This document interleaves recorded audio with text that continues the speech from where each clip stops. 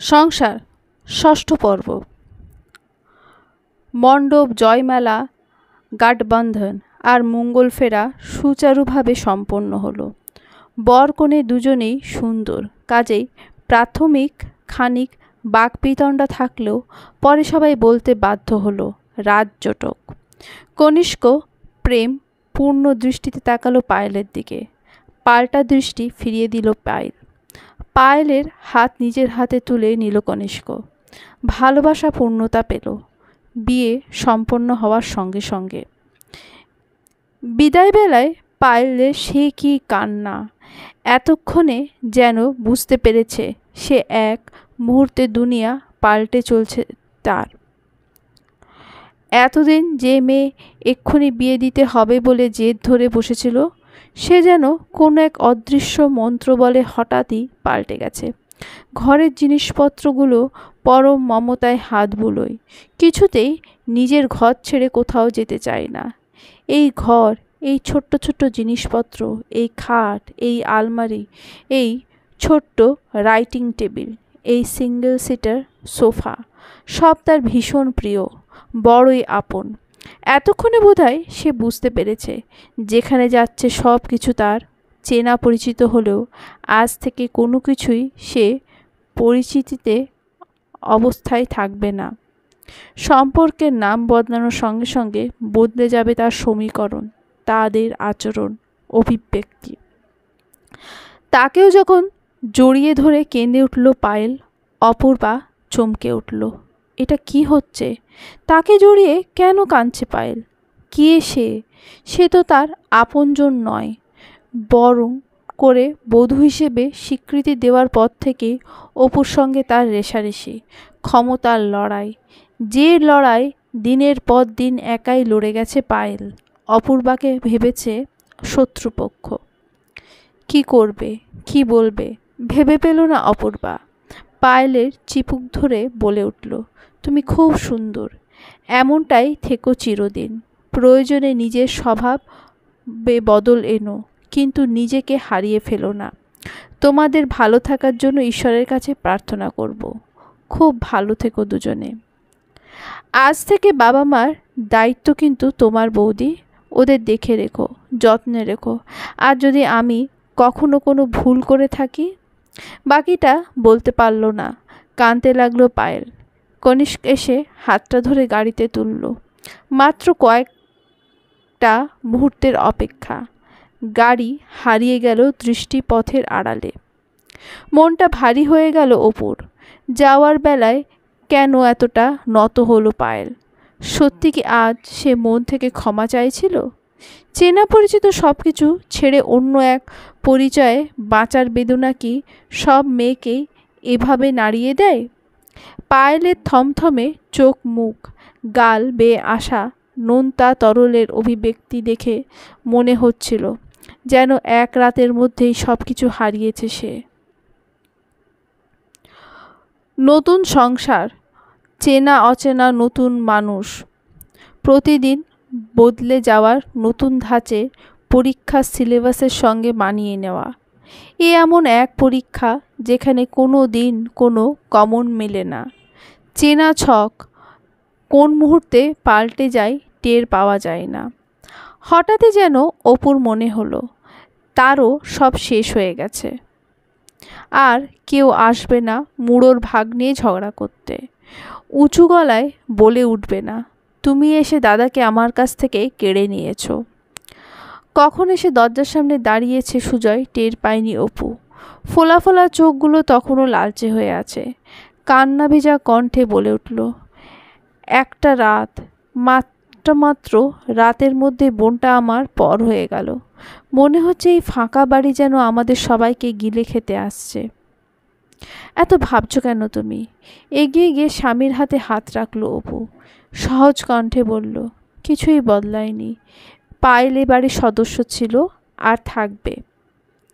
প্রয়োজনে হোক বা অপ্রয়োজনে হোক, এ বাড়ির দরজা তার জন্য সারা জীবন খোলা থাকবে। জানি। অপুর হাতখানা আঁকড়ে ধরল সুজয়। আমার অপু কখনো অমানবিক হতে পারে না। চাঁদকে সাক্ষী রেখে আজ সারা রাত তোমার সঙ্গে বসে গল্প করতে চাই। থাকবে আমার সঙ্গে? দেবে আমায় সে অধিকার? হাতের পাতায় চুমু খেয়ে বাহুবন্ধনে জড়িয়ে ধরে অপুকে। কাল ওদের রিসেপশন। তোমার আর আমার কিন্তু অনেক দায়িত্ব। তুমি কি চাও আজ রাত জেগে আমার চোখের নিচে ডার্ক সার্কেল পড়ুক? সব সুন্দরীর মাঝে আমায় দেখতে খারাপ লাগুক? লোকে বলুক সুজয়ের বউটা দেখতে একেবারে যাচ্ছে তাই। লোক তো তুমি সুবিধার নয় দেখছি। বলতে বলতে সুজয়ের বাহুবন্ধন থেকে নিজেকে মুক্ত করে দরজার দিকে দৌড় দেয় অপু। সেখান থেকে ভেঙচি কেটে বলে, আজ আমার অনেক কাজ মশাই, সময় নেই একদম। পাশ বালিশ জড়িয়ে নিয়ে ঘুমিয়ে পড়ো। স্বয়ংক্রিয় গেট খুলতেই কনিষ্কের ছাই রঙা অডি আগারওয়াল ম্যানশনে ঢুকে গেল। গাড়ি বারান্দার নিচে বরকনের জন্য সাজানো গাড়ি দাঁড়াতেই বরণের জন্য এগিয়ে এলেন দেবিকা। ভারী শাড়ি, দামি দামি গয়নায় সেজে ওঠা যেন এক সুন্দরী রোবট পুতুল। অন্তত হাঁটা চলার ভঙ্গিমা দেখে তাই মনে হয়। ঠিক একটা নিখুঁত যন্ত্রের মতো পায়েলকে নির্দিষ্ট ছন্দে বরণ করতে লাগলো। মুখের ভঙ্গিতে কোনো রকম আবেগ অনুভব কিছুই যেন পায়েলে দৃষ্টিগোচর হলো না। হঠাৎ ভীষণ শীত করে উঠল তার। এমন পুতুল মানব জীবন কি তারও হবে? পরক্ষণে নিজেকে সামনে নিল পায়েল। হতেই পারে না। সে স্বাবলম্বী, আত্মবিশ্বাসী। আগারওয়ালদের এইসব পুরনো বস্তাপচা নিয়মের পরিবর্তন তার হাত দিয়েই হবে। এই নতুন বউ, কানে শুনতে পাও না নাকি? এখনও অনেক নিয়ম বাকি আছে। সেসব নিয়ম কখন হবে শুনি? অমন ভ্যাবলার মতো দাঁড়িয়ে থাকলে চলবে? যেমন বলে যাচ্ছি পরপর তেমনটা করে যাও। আমি খুব ক্লান্ত, অনেকটা জার্নি করেছি। I need rest. এত রকমের রিচুয়ালস না করলেও চলবে। মুহূর্তে এক অদ্ভুত নিস্তব্ধতা নেমে আসে আগারওয়াল ম্যানশন জুড়ে। বাড়ির সবাই যেন বাক্যহারা হয়ে পড়ে নতুন বইয়ের এমন বাক্য শুনে। বিয়ে করে আসতে না আসতে বড়দের মুখে মুখে চোপা। এ কাকে বিয়ে করলো কনিষ্ক? এ মেয়ে নিজেকে ভাবে কি? এত বহু এসেছে এর আগে, কেউ তো এমন কথা বলেনি। আগারওয়াল ম্যানশনে এমন বদমেজাজি বহু কোত্থেকে ঢুকে এলো? ये किसको शादी करके लाया है रे बेटुआ? खूबसूरती देख के सब भूल गया? ऐसे बात करते हैं बुजुर्ग से, जबान लड़ाती है। একজন বয়স্কা আত্মীয়া সোজাসুজি বলে ওঠেন। মুহূর্তে বিয়ে বাড়ির হাসি খুশি পরিবেশ বদলে যায়। করণবীরের অগ্নিদৃষ্টির সামনে পলকে গুটিয়ে যায় কনিষ্ক। কড়া গলায় বলে ওঠে, ওরা যা যা করতে বলছে সেগুলো পরপর করতে থাকো। এরা আমাদের বাড়ির সম্মানীয় অতিথি। এদের সঙ্গে উচ্চস্বরে কথা বলবে না। এদের কথা শোনা তোমার কর্তব্য। মন দিয়ে শোনো, এখন থেকে তুমি আমার গার্লফ্রেন্ড নও, ওয়াইফ। ওয়াইফ শব্দটা অনেক ভারী, এর সঙ্গে অনেক দায়িত্ব জড়িয়ে থাকে। আশা করি বুঝতে পেরেছ। ছায়ের মতো ফ্যাকাশে হয়ে যাওয়া পায়েলের মুখের দিকে এক দৃষ্টিতে তাকিয়ে থাকে আদিত্য। কনিষ্ক আগারওয়ালের রূপ দেখানো শুরু হয়ে গেছে। পায়েল যদি আগে বুঝত। ঘোমটার আড়াল থেকে অবিশ্বাস্য দৃষ্টিতে সদ্য বিবাহিত স্বামীর দিকে চোখ মেলে তাকায় পায়েল। এ কী সব বলছে কনিষ্ক? এ কি তার চেনা সেই হাস্যমুখী ছেলেটা? এক মুহূর্তে সব কিছু বদলে গেল কিভাবে? প্রথমবারের জন্য নিজেকে বড় অসহায় মনে হলো পায়েলের। এতদিন বাড়িতে মা বাবা সঙ্গে ছিল, নিজের জেদ রাগ দেখানোর একটা জায়গা ছিল। ছোট থেকে ভেবে এসেছে সে বাড়ির সবচাইতে গুরুত্বপূর্ণ সদস্য। যেমনটি চাইবে তেমনটি হবে। কিন্তু এখানে কনিষ্ক বিন্দুমাত্র তার কথার গুরুত্ব দিল না। অসম্ভব ক্লান্ত লাগা সত্ত্বেও তাকে একের পর এক রিচুয়ালস পালন করতে হচ্ছে। চোখে জল এসে পড়ে তার। এমন সময় কি একজন বলে ওঠে, সব শেষ হয়ে গেছে, এবার বহুকে ঘরে নিয়ে যাও। ভারী শাড়ি, গয়না ঝমঝমিয়ে সে ঘরে যায়। ক্লান্ত দুচোখ কেবল কনিষ্ককে খোঁজে, কিন্তু কোথায় সে? দেখা মেলে না। সেজেগুজে খাটের ওপর একলা বসে আছে। ক্লান্তিতে শরীর ভেঙে পড়ছে। এসি চালিয়ে একটু ঘুমোতে পারলে মন্দ হতো না, কিন্তু অমন জমকালো শাড়ি, ভারী ভারী গয়না, কিন্তু রিমোট দিয়ে এসিটা চালানোই যায় ভেবে সবে রিমোটটা হাতে নিতে যাবে, হঠাৎ দাদিকে হুইল চেয়ার ঠেলে ঢুকতে দেখে পায়েল সতর্ক হলো। মাথায় ঘোমটা দাও, নেই নেওয়ালি দুলহান, আর এখনই ঘোমটা ছাড়া বসে আছো? মেহমান আসলে কি বলবে? বলবে আগরওয়ালদের বাড়ির বহু বদমেজাজ। শোনো বহু, এটা তোমার বাপের ঘর নয়, শ্বশুরাল। কাজেই যা করবে ভেবেচিন্তে করবে। তোমার জন্য আগরওয়াল পরিবারের সম্মানে যেন কোনো আঘাত না আসে। আমরা খানদানি রইস, বাকিদের থেকে আমাদের চালচলন সম্পূর্ণ আলাদা। বিয়ে করে আগরওয়াল ম্যানশনে এসেছো যখন, তখন এই কথাগুলো মাথায় রাখবে, বুঝেছ? একটা লম্বা ভেলভেটের বাক্স পায়েলের হাতে তুলে দেন দাদি। এটা আগরওয়াল ম্যানশনের বড় বহুর গিফট। তোমার কাজ খানদানের মর্যাদা রক্ষা করা। পরক্ষণেই হুইল চেয়ার ঘুরিয়ে চলে যান দাদি।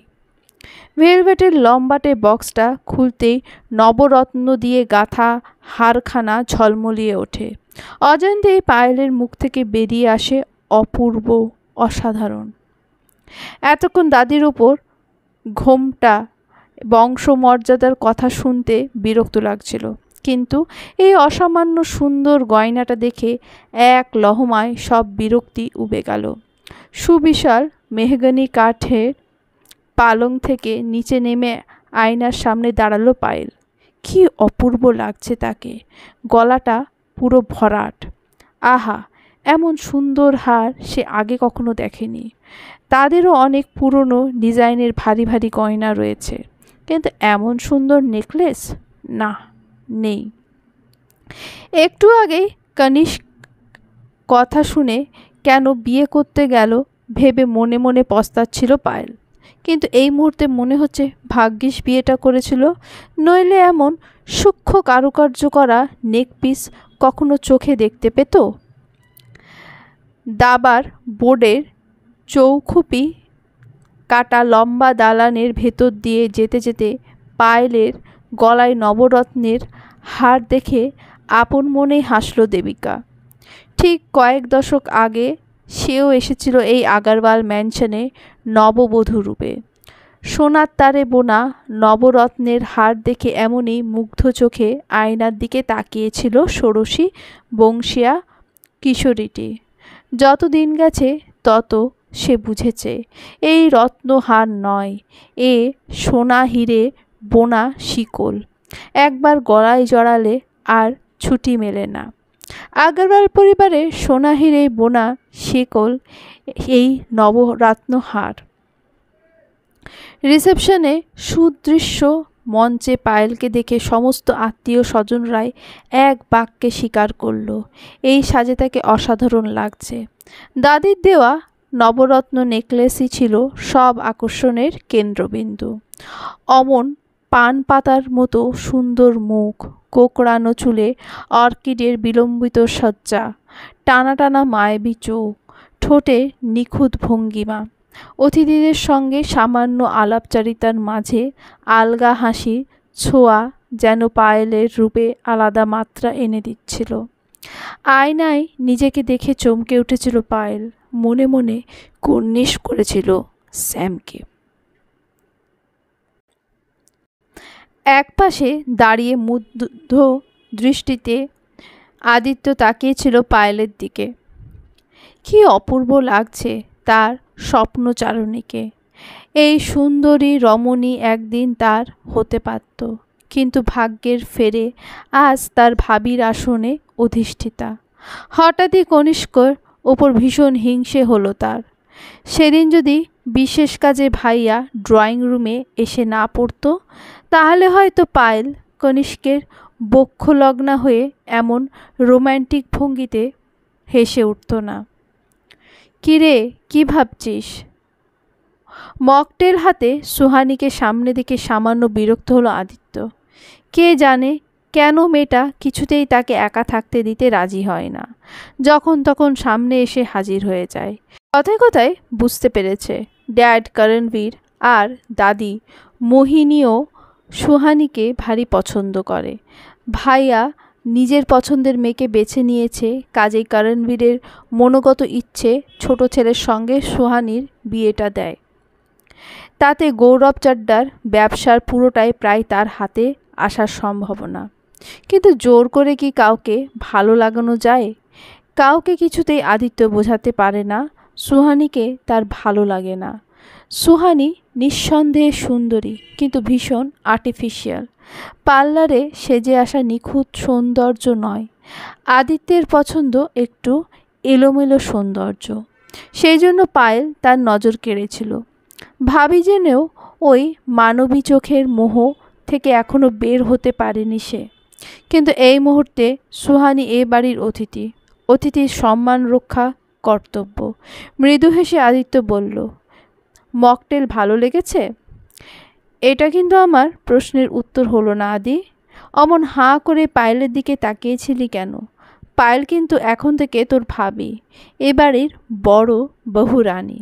আর ভাবি কিন্তু মায়ের মতো।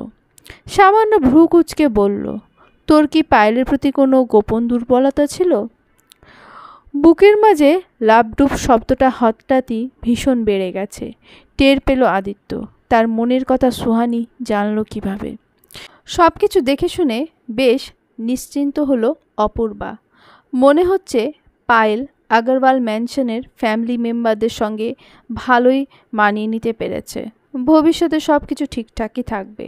খামোখায় উতলা হচ্ছিল সে। ঠিকই বলে, সুন্দর মুখের জয় সর্বত্র। মেয়ের গলায় নবরত্ন হারের সৌন্দর্য পারমিতাকেও বিস্মিত করে দিয়েছিল। ছবি তোলার সময় পায়েলকে একাকী পেয়ে হাত ধরে ফিসফিসিয়ে জিজ্ঞেস করলেন, কে দিল এটা? দারুণ সুন্দর তো। অহংকারী পায়েল হেসে বলল, দাদি। সত্যি সরু তারে বোনা কারুকার্যটা দারুণ। আগরওয়াল বংশের বড় বউয়েরই প্রাপ্য এই নবরত্ন হার। দাদি বলেছেন এই হারের সঙ্গে নাকি পারিবারিক সম্মানও জড়িয়ে রয়েছে। ভবিষ্যতে এই হারের মর্যাদা রক্ষা করা আমার দায়িত্ব। অপুকে হারটা পরিয়ে দেওয়ার সময় বলা কথাগুলো আরেকবার মনে পড়ে গেল পরমার। এই পারিবারিক সম্মান, পরিবারের মানুষকে দেখাশোনার দায়িত্ব তোমার। কথাগুলোর অর্থ ভালো মতন জানেন তিনি, নইলে এতদিন সংসার করতে পারতেন না। পুরোটাই পরিবারের প্রতি নববধূর আত্মত্যাগে লিপ্ত হওয়ার জন্য সুচারুভাবে বিস্তার করা কথার মায়াবী ফাঁদ। একবার ঢুকলে এ ফাঁদ থেকে মুক্তি নেই। তবে কি তার মেয়েটাও অপুর মতো ফাঁদে পড়তে চলেছে? একটু বড় হওয়ার পর থেকেই কোনোদিনই বেলা 9টার আগে বিছানা ছাড়েননি পায়েল। পরস্পরকে কাছে পেয়ে দুজনেই ভুলে গেছিল এই ঘরের বাইরে দুনিয়ার কথা। সেখানে আত্মীয় স্বজন থাকে, থাকে তাদের ধ্যান ধারণা, থাকে তাদের মতামত। বলা বাহুল্য, মতামত না বলে বিষয়টাকে সমালোচনা বলাই শ্রেয়। সকাল 7টায় যখন দরজায় টোকা পড়ল, পায়েল তখন গভীর ঘুমে। পাতলা নাইটির ওপর আলগা চাদরের সুখের আবেশে ডুবেছিল মন। আওয়াজ শুনেও কনিষ্ক ওঠার প্রয়োজন বোধ করল না। হালকা ঠেলায় পায়েলকে জাগিয়ে বলল, কে এসেছে দেখো। কেন, তুমি বুঝি উঠতে পারছো না? তুমিও তো শুয়ে আছো। মুখে আসা কথাগুলোকে সামনে নিল পায়েল। এখানে তার কেউ নেই। বধূ সেজে নতুন এসেছে বাড়িতে। সব কিছু না বুঝে এগোনোটা ঠিক হবে না। গদি আটা চেয়ারে ঝুলিয়ে রাখা সিল্কের হাউস কোট তুলে বেডরুম লাগোয়া ছোট্ট ড্রয়িং রুম পেরিয়ে দরজা খুলে দিল পায়েল। দাদি মোহিনীর পেছনে শাশুড়ি মা দেবিকা ঘরে ঢুকে এলো। এ কি, তুমি এখনো ফ্রেশ হওনি যে? অবাক দৃষ্টিতে কনিষ্কের দাদি তাকালেন পায়েলের দিকে। এ কি পোশাক পরেছো তুমি? সবেমাত্র বিয়ে হয়েছে তোমার। কোথায় গয়না শাড়ি পরে ঝমঝমিয়ে থাকবে তা নয়, এই রকম পোশাক। কাল তোমাকে কি বললাম, কিছুই তো দেখছি বোঝনি। আমরা খানদানি রইস, বাকিদের থেকে আমাদের চালচলন অনেক আলাদা। দেবিকার দিকে ফিরলেন মোহিনী। কর্তব্যব্যঞ্জক স্বরে বললেন, আগরওয়াল ম্যানশনের চালচলন তোমার বড় বউকে বুঝিয়ে দিও। এত কথা বলার সময় নেই আমার, পুজোর সময় হয়ে যাচ্ছে। অটোমেটিক হুইল চেয়ার ঘুরিয়ে বেরিয়ে যান মোহিনী। পেছনে পড়ে থাকে এক রাশ অবহেলা, অবজ্ঞা। অবহেলা আঁচে নিজেকে সেঁকতে সেঁকতে অভিমানে যন্ত্রণায় পুড়তে থাকে পায়েল। এ কেমন আচরণ নতুন বধূর সঙ্গে? কাল নবরত্ন হার পেয়ে দাদির উপর ভীষণ খুশি হয়েছিল সে, কিন্তু এখন বুঝতে পারছে ও হার নয়, আসলে ও গলার ফাঁস। ওই ফাঁস তার দম বন্ধ করেই ছাড়বে। কিন্তু দেবিকা, তার নিজের শাশুড়ি, সেও তো একই জ্বালায় জ্বলছে প্রতিনিয়ত। সে কি তাকে সাহায্য করবে না? করতেও পারে, যদি করে পরিস্থিতি বদলাতেও পারে। খাঁচায় বন্দি বাধ্য তোতা পাখির মতো বাঁধা বুলি আউড়ে গেলেন দেবিকা। এ বাড়ির বউ ভোর 5টায় উঠবে, ফ্রেশ হয়ে কিচেনে যাবে, শাড়ি পরবে। শ্বশুর বা কি গুরুজনদের সামনে গেলে নতুন বউ লজ্জা পেয়ে ঘোমটা দেবে। মনে রাখবে, এখন থেকে তোমার একটা পরিচয়, তুমি আগরওয়াল পরিবারের বউ। অবাক চোখে সদ্য লব্ধ শাশুড়ির দিকে তাকালো পায়েল। এসব কী বলছেন উনি? যা বলছেন ভেবেচিন্তে বলছেন তো, নাকি এতদিন ধরে মুখে মুখে যা শুনেছেন সেই বাধা গতের বুলি আওড়ে চলেছেন? এতদিনে আত্মপরিচয়, নিজের দক্ষতায় অর্জন করা যোগ্যতা সব ভুলে সে এবার কেবল আগরওয়াল পরিবারের পুত্রবধূ? এই তার একমাত্র পরিচয়? তার মাথাও কি ঠিক জায়গায় আছে? এইসব কি ঠিক শুনছে সে? প্রশ্নবোধক দৃষ্টিতে পায়েলকে তার দিকে তাকিয়ে থাকতে দেখে একই রকম দম দেওয়া পুতুলের ভঙ্গিতে বলে উঠল দেবিকা, যা শুনেছ একদম ঠিক শুনেছ। আগরওয়াল পরিবারের সবাইকে খেয়াল রাখা আজ থেকে তোমার কাজ, সবচাইতে গুরুত্বপূর্ণ কর্তব্য বলতে পারো। এই পরিবারের ভালো মন্দ সব তোমার সঙ্গে জড়িত। এমন আচরণ করবে না যাতে আগরওয়াল পরিবারের মাথা নত হয়ে যায়। বাড়ির স্ত্রীরাই বাড়ির সম্মান বজায় রাখে, আব্রুই তার পরিচয়। এমন পোশাক পরে কারোর সামনে যেও না। একজন শিক্ষিতা মহিলা হয়েও আপনি গোটা বিষয়কে সমর্থন করছেন। সবার আগে তো আপনারই প্রতিবাদ করা উচিত। নিজের আত্মসম্মান ভুলে পরিবারের সম্মান বজায় রাখা এ কোন ধরনের শিক্ষা? এভাবে বাড়ির বউদের উপর নিজেদের ইচ্ছামতো নিয়ম কানুনের বোঝা চাপিয়ে দেওয়া অন্যায়। কখনোই এটা চলতে পারে না। প্রয়োজনে কাজকর্মের জন্য হেল্পিং হ্যান্ড রাখা হোক। আমাদের তো আর অর্থের অভাব নেই। না, অভাব নেই, বরং প্রাচুর্যই আছে। কিন্তু হেল্পিং হ্যান্ডদের তদারকি করার জন্য বেশ কিছুজন মানুষের দরকার। তাদেরও দক্ষ হতে হয়, নইলে সংসারের সব কাজ শৃঙ্খলা মেনে হয় না। বাজিকর যেমন দক্ষ হাতে পুতুল নাচায়, তেমনি সংসারও দক্ষ হাতে পরিচালনা করতে হয়। ধীরে ধীরে সব শিখে যাবে, সময় শিখিয়ে দেবে। তুমি যে বাড়িতে জন্মেছ, বড় হয়েছ, আর আজ যে বাড়ির বড় বউ হয়ে এসেছ, এই দুই বাড়ির পরিবেশ কিন্তু একেবারেই আলাদা। কাজেই সামলে। কথা বলতে বলতে অনেক দেরি হয়ে গেলেও আজ তাড়াতাড়ি স্নান সেরে কিচেনে চলে এসো, অনেক কাজ পড়ে আছে। বাড়ির ছেলেরা বেরোবে। বাবাকে কিন্তু কথা দিয়েছিলেন আপনারা আমায় কলেজে পাঠাবেন। পড়া মাঝপথে বন্ধ করবেন না। এখনই কিচেনে ঢুকলে কলেজ যাব কিভাবে? হঠাৎই পেছনে হুইল চেয়ারের শব্দ পেতেই সিটিয়ে যায় দেবিকা। ভয়ে ভয়ে একপাশে সরে দাঁড়ায় সে। মোহিনী দেবীর ঘরের মধ্যে প্রবেশ করেন। অসম্ভব গম্ভীর সে মুখচ্ছবি।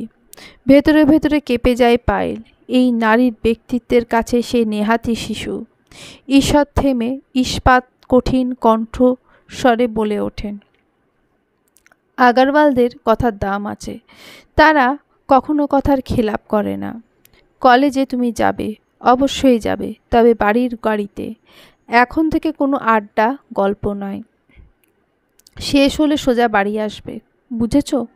বোধহয় নিজের কঠোর ব্যক্তিত্বকে খানিকটা পালিশ দিতেই নরম স্বরে বলে ওঠেন, মনে রেখো, পড়াশোনাটা কোনো মজার বিষয় নয়, তাতে মনোযোগ দাও। বিয়ে করে যখন এসেছো, সঙ্গে সংসারটাও সামলাতে শেখো। চেয়ার ঘুরিয়ে চলে যান দাদি। কি করবে, কি বলবে, কিছুই যেন স্থির করে উঠতে পারে না পায়েল। যে মানুষটাকে নিজের করে না পেলে জীবন বৃথা হয়ে যাবে ভেবেছিল, সে একপাশ ফিরে কেমন নিশ্চিন্তে ঘুমোচ্ছে। পায়েলের উপর দিয়ে এত যে ঝড় বয়ে যাচ্ছে, সে নিয়ে তার কোনো খেয়ালই নেই। তবে কি বাবাই ঠিক বলেছিল? এখানে বিয়ে করাই তার ভুল? একটা ভুল সিদ্ধান্ত কি তার সমস্ত জীবন ছারখার করে দেবে? এই মুহূর্তে মাথা ঠান্ডা হওয়াটা ভীষণ জরুরি। বেডরুম লাগোয়া বিরাট বড় আধুনিক ফিটিংসের বাথরুমে ঢুকে জ্যাকুজিতে গরম ঠান্ডা জল মিশিয়ে নিল পায়েল। বাথ সল্ট ছড়িয়ে দিল দরাজ হাতে, টেনে দিল দামি পর্দা। সে অবশ্যই জানে না মনের উত্তাপের খবর। দিনের আলো তো অন্ধকার আনে সে, পেল্লব মায়াবী শান্ত।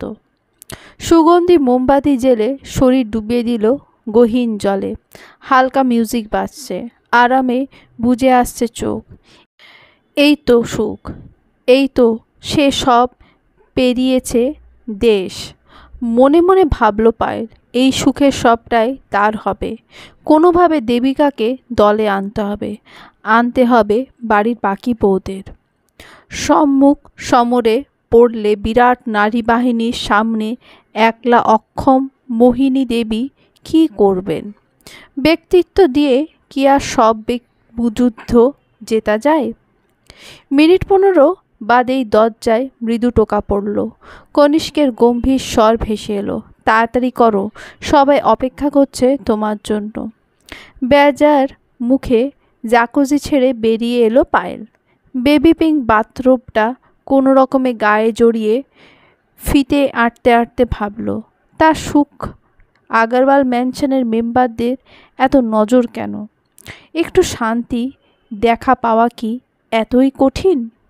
কিচেনে ঢুকে কোটা বাটার আয়োজন দেখে পায়েল চমকে উঠল। নিরামিষেও যে এত রকমের রান্না হতে পারে, তার সে কথা জানাই ছিল না।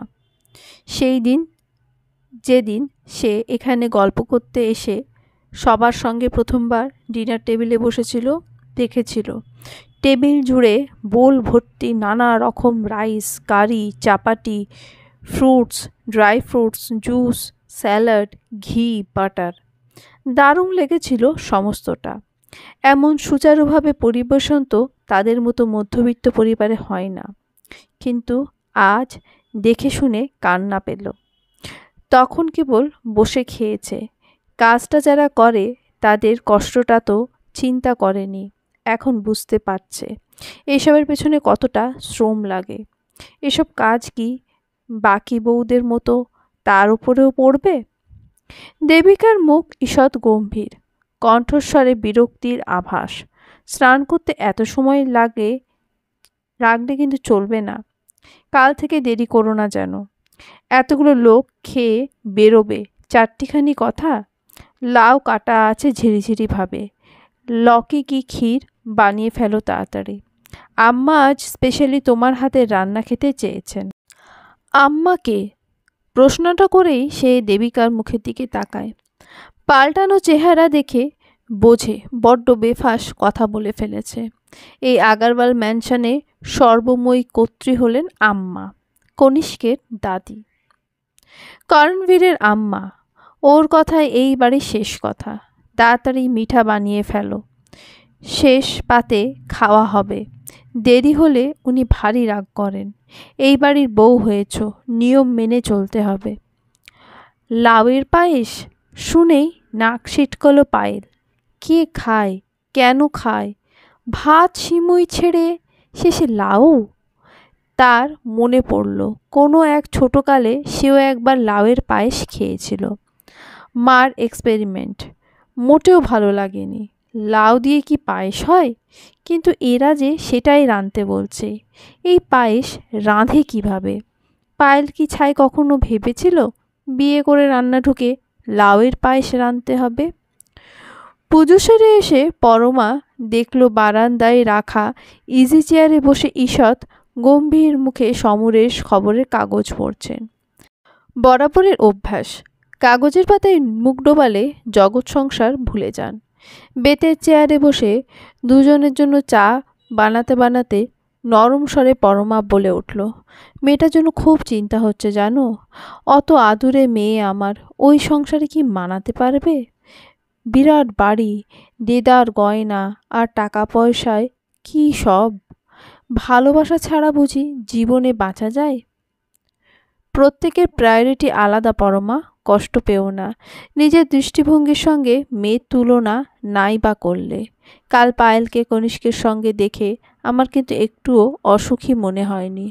হয়তো এমন একটা জীবনই চেয়েছিল আমাদের মেয়েটা। নিশ্চিন্ত স্বরে বলে ওঠেন সমরেশ। তুমি বাপ তো, তুমি বুঝবে না। সন্তানের ক্ষেত্রে মাদের ষষ্ঠ ইন্দ্রিয় থাকে। আমার মন বারবার বলছে পায়েল সুখী হয়নি। বুকের ভেতরে মেয়েটা অনেক কষ্ট জমিয়ে রেখেছে। ওখানকার পরিবেশের সঙ্গে মানিয়ে নিতে হিমশিম খেয়ে যাচ্ছে। আমি বেরোচ্ছি মা, দরজাটা দিয়ে দেবেন মনে করে। অপূর্বার ব্যস্ত কণ্ঠস্বর ভেসে এলো। আস্তে আস্তে বাড়ির চেহারাটা ছন্দে ফিরছে। কেবল পরমারই মনে শান্তি নেই। বারবার মনে হয় তার চেনা যেন কি একটা হারিয়ে গেছে জীবন থেকে। হাজার খুঁজেও কিছুতেই তাকে পাওয়া যাচ্ছে না। সমরেশ কেন বুঝতে পারছেন না তার পায়েল ভালো নেই, একটুও ভালো নেই। ফোন বাজছে। স্ক্রিন জোড়া নামটা দেখে মুচকি হাসলেন সমরেশ। মানতেই হবে তোমার টেলিপ্যাথির জোর। এই প্রান্তে যেই মেয়ের কথা মনে পড়েছে অমনি ওই প্রান্ত থেকে মেয়ের ফোন। দেখো কি বলতে চাই তোমার মেয়ে। এবার দুয়ে মিলে পিএনপিসিতে লেগে পড়ো। আর কি চাই? পুনরায় তিনি কাগজের পাতায় ডুবে যান। থামো তো তুমি। সারা জীবন ওই খবরের কাগজে মুখ ডুবিয়েই কেটে গেল। কাজ ছাড়া জীবনে কি আর বুঝলে? ঝংকার দিয়ে ফোন হাতে কিচেনে চলে যায় পরমা। কেজি খানেক বড় বড় গলদা চিংড়ি এনেছিলেন সমরেশ মালাইকারি রান্নার জন্য। কেটে বেটে ধুয়ে জোগাড় আয়োজন করে দিয়ে গেছে পদ্মার মা। সে কেবল খুন্তিটা নাড়বে। এই খুন্তি নাড়াতেই আসল কারসাজি লুকিয়ে। নইলে যতই কেটে বেটে দাও না কেন, রাঁধুনির হাতের জাদু না থাকলে খেতে বসে সবটাই মাটি। মেয়ের ফোন ধরে অবাক গলায় বলল পরমা, এই এত সকালে তুই ফোন করলি যে? ও বাড়িতে কোনো সমস্যা হয়েছে নাকি? সব সময় সমস্যার কথা ভাবার কেন? কোনো সমস্যা হয়নি। আমার ছোটবেলায় তুমি সেই রান্না নিয়ে এক্সপেরিমেন্ট করতে করতে একদিন হঠাৎ লাউয়ের পায়েস বানিয়েছিলে না? খেতে মোটেও ভালো হয়নি। তার রেসিপিটা দাও দেখি। পারবে এখন? তাড়াতাড়ি দরকার। তুমি না পারলে গুগল করব। কি? কেন? হঠাৎ লাউয়ের পায়েস কেন? এসব প্রশ্ন করে খামোকা ঝামেলা বাড়াবে না। সব প্রশ্নের উত্তর সময় মতো দিয়ে দেব। আপাতত রেসিপিটা বলে আমায় উদ্ধার করো দেখি। মনে মনে সবটাই বুঝলো পরমা। তার আদরের মেয়েটা সাত সকালে রান্নাঘরে ঢুকতে হয়েছে শ্বশুরবাড়িতে যেতে না যেতে। একটা আহত দীর্ঘশ্বাস টুপ করে একাকী ঝরে পড়ল। নরম গলায় পুরো রেসিপিটা মেয়েকে বুঝিয়ে দিল। মা যেমনটা বলেছিল তেমনি ভাবে রান্না করেও চেহারা দেখে পায়েল বুঝল ক্ষীরটা ঠিক জুতের হয়নি। ভাবছিল একটু চেখে দেখবে কোথায় ঠিক অসুবিধা হলো। চামচ করে তুলে মুখে দিতে যাবে এমন সময় কোত্থেকে দেবিকা এসে হাজির। গলা উঁচু করে বলে উঠলেন, ভারী অলুক্ষে মেয়ে তো তুমি। বাড়ির গুরুজনেরা এখনো পর্যন্ত খেতে বসলো না, আর তুমি কিনা ক্ষীরে চামচ ডোবাচ্ছ খাবে বলে। চোখে জল এসে গেল পায়েলের। আদিত্যের বন্ধু থাকাকালীন বাড়িতে এলে এই দেবিকায় কত যত্ন করেছেন, আদর করে ডেকে ডেকে কত শত রান্না করে খাইয়েছেন। হাতে মিষ্টি তো লাজবাব। তখন ভেবেছিল এইরকম কাউকে শাশুড়ি হিসেবে পেলে জীবন সুন্দর হয়ে উঠবে, মায়ের মতোই যত্ন করবে তাকে, চিন্তা থাকবে না কোনো। কিন্তু আজ এ কী কথা তার মুখে! এমন কথা কেউ বলতে পারে? লাউয়ের ক্ষীর তার সবচেয়ে অপছন্দের খাদ্য। খাওয়া শেষে লকেকে ক্ষীর মুখে দিতেই মুখ বিকৃত করে ফেললেন মোহিনী। চাচা ছোলা স্বরে বলে উঠলেন, বাপের বাড়িতে কেবল পেট ভরে খেতেই শিখেছ, কিছু রাঁধতে শেখোনি দেখছি। কি পারো তুমি? রূপ ছাড়া আছেটা কি? আমার নাতিকে ভোলালে কিভাবে? সহ্যসীমা পেরিয়ে গেলে অতি শান্ত মানুষও প্রতিবাদ করে, আর পায়েল তো জন্ম প্রতিবাদী। কথাগুলো চুপচাপ হজম হলো না তার। গম্ভীর মুখে বলে উঠল, বিয়ে করার তাড়া আপনার নাতির বেশি ছিল, আমার নয়। কাজেই আর রান্নাবান্না ছাড়াও অনেক গুরুত্বপূর্ণ কাজ আমি করে থাকি। তার নাম জানেন নিশ্চয়ই? পড়াশোনা। কেরিয়ারে ফোকাস বলে একটা শব্দ হয়, সেটার জন্য খাটতে লাগে।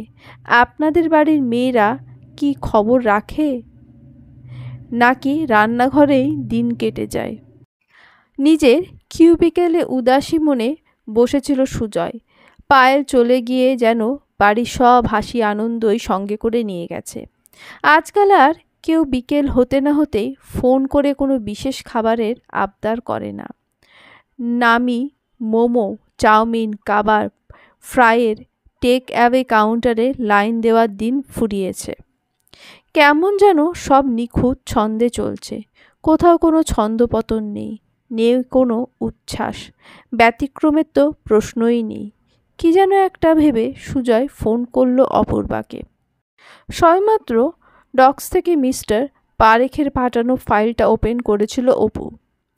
এমন সময় মোবাইল স্ক্রিনে সুজয়ের নাম দেখে এক অজানা ভয়ে বুকের ভেতরটা কেঁপে উঠল। কিছু হলো নাকি বাড়িতে? এমনিতে একটু বেশি কাজের মানুষ সুজয়। বাড়ি থেকে নাকে মুখে গুজে অফিসে ঢুকলে কাজ ছাড়া কিছুই আর মাথায় থাকে না। সেই মানুষটা অসময়ে ফোন করলে একটা চিন্তা তো হয়ই।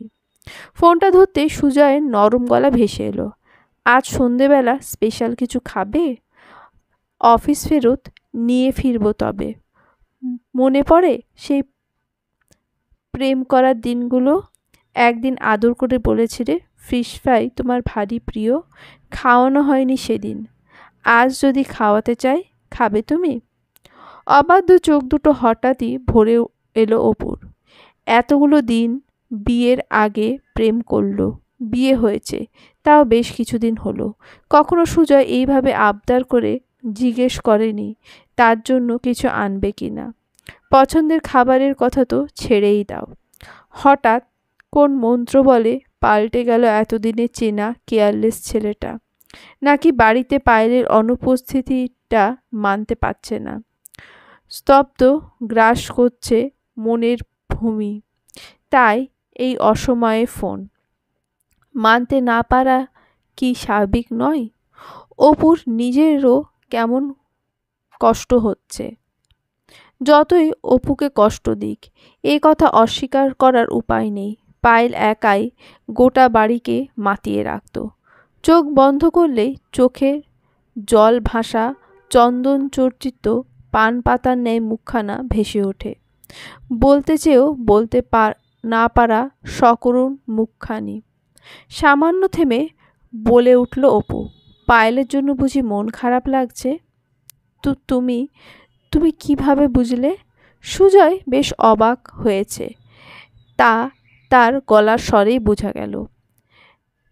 কাজ পাগল মানুষটা অফিস টাইমে কাজ না করে আমায় ফোন করেছে, জিজ্ঞেস করছে আমার পছন্দের খাবার কিনবে কি না।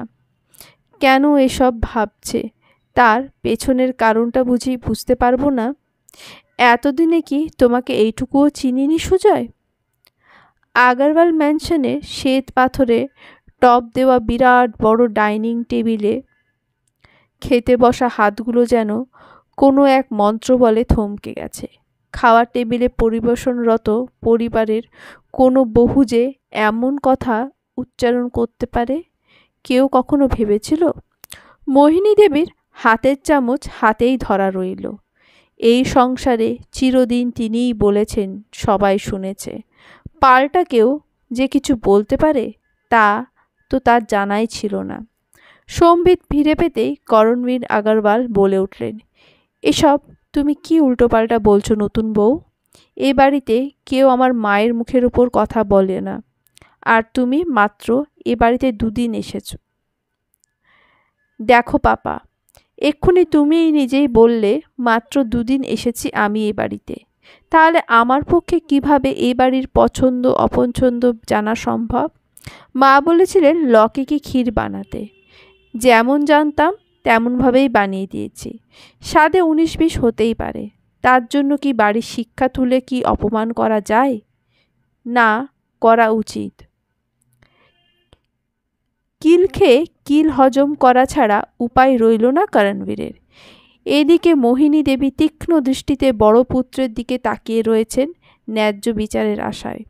অন্যদিকে ছেলের সদ্য বিবাহিত বধূ ভারী দোটানায় পড়ে গেলেন করণবীর। ভালোই বুঝতে পারছেন স্বল্প শিক্ষা নিয়ে তিনি পায়েলের সঙ্গে পেরে উঠবেন না।